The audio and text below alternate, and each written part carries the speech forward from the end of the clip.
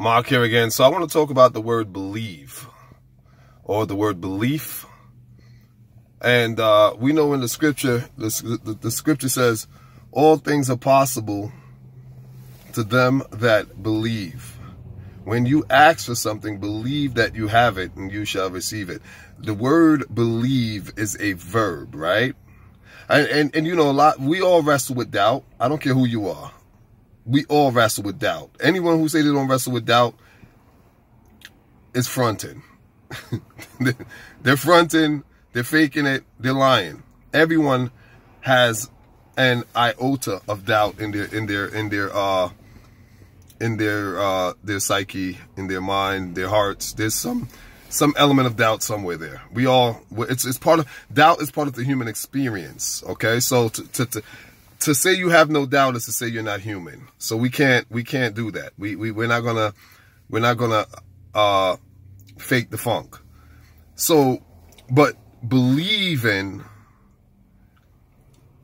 and believe. Here's what I found interesting, because I'm looking at, like we all, like, I believe that I'm going to get certain things, right? And if it doesn't happen in the time frame or whatever, let's just say it doesn't happen, then doubt enters in. You might say you believe that you're going to do such and such and you don't do it, doubt enters in.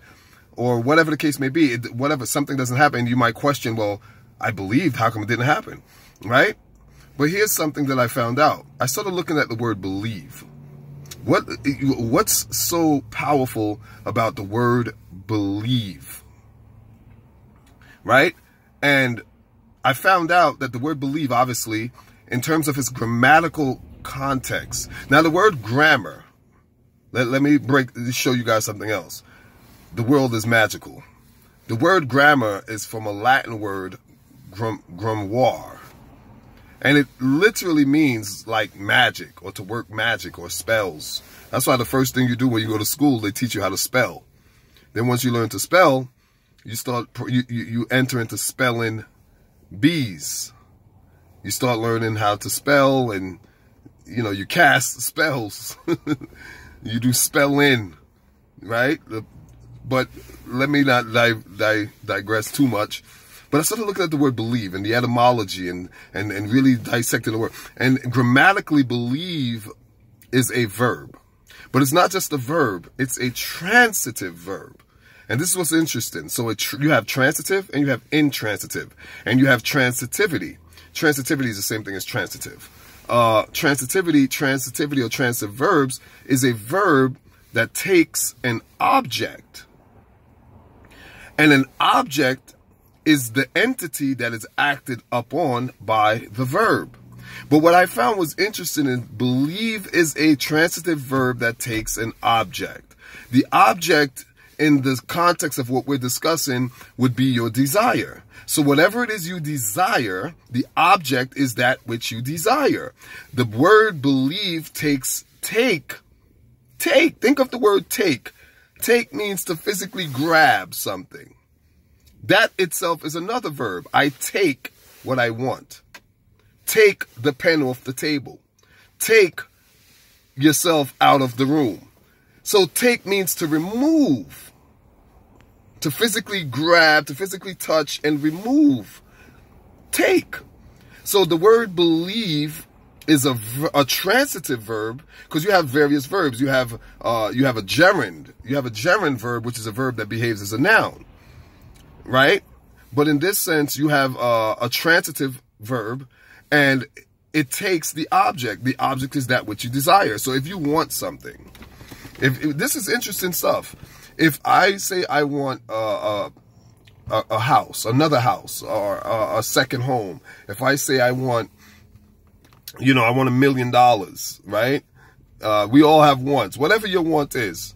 I want, you know, to be a phenomenal playwright, right? Because I write plays, and, you know, I want to be the best playwright in New York, and from New York all over the 50 states, all around the world. Whatever it is your wants is, right? You have your wants, not your needs, your wants. If you want something, when you believe in that object, the object of your desire, you want a car, whatever.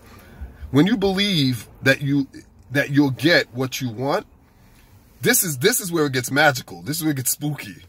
Your belief takes the object that you want and brings it to you. Why do I say that? Because grammatically, and the word grammar, I told you, comes from grimoire, which means magic or incantation, stuff like that.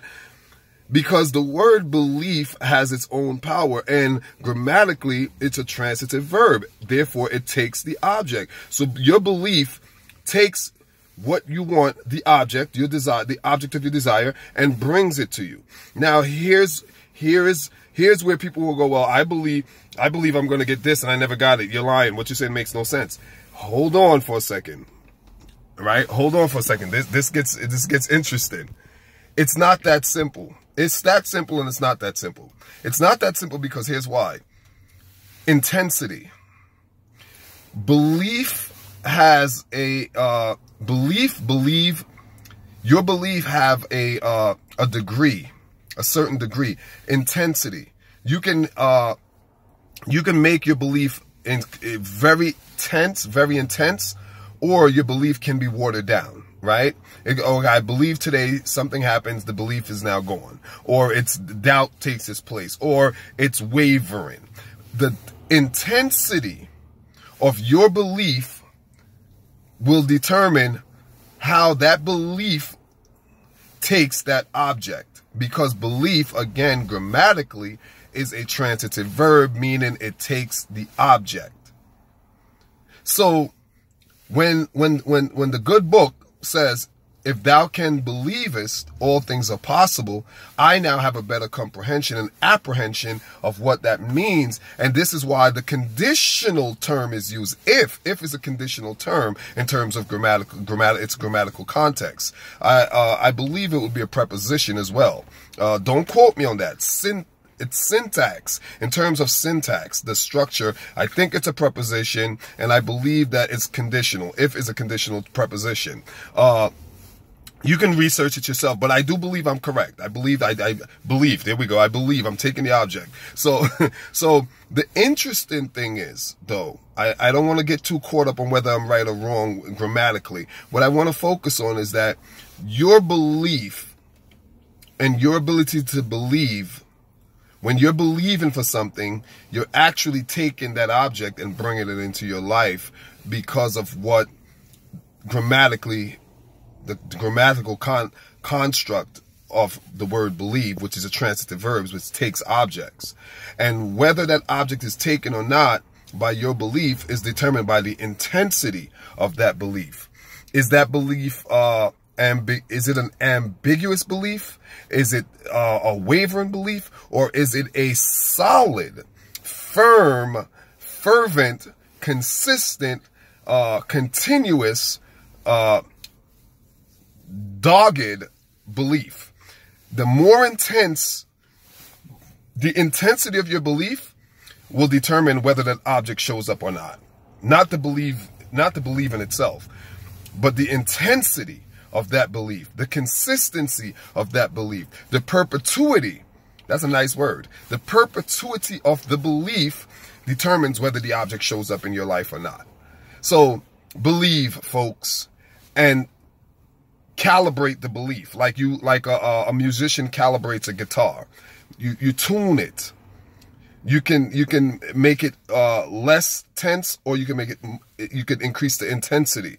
So increase the intensity of your belief, and the way you do that is by maintaining that belief in spite of what the natural eyes see, in spite of you not receiving it when you thought you should have, in spite of others getting it and you didn't, in spite of everything that is contrary to the belief. Hold the line, hold the rank, and believe. Till next time, peace.